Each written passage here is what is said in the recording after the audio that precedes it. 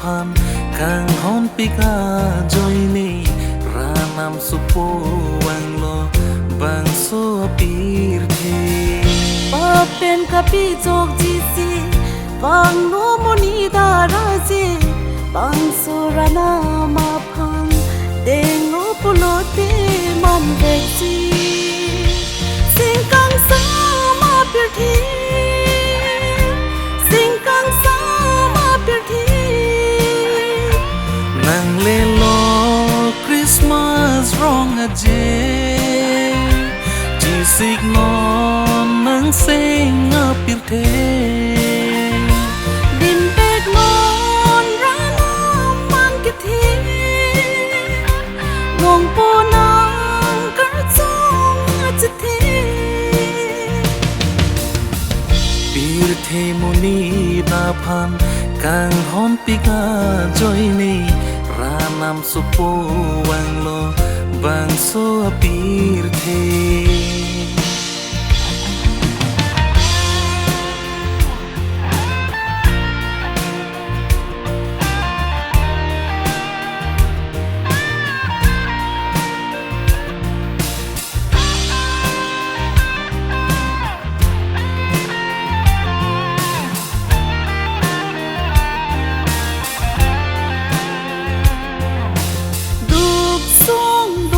Stame,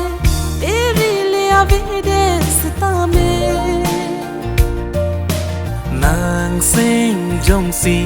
ing thi re pulote la hen lo a hope a ki ke Christmas nang lilo pulote, sing karong kai ki jodone. la hen lo a hope a Christmas la hen lo a hope a Christmas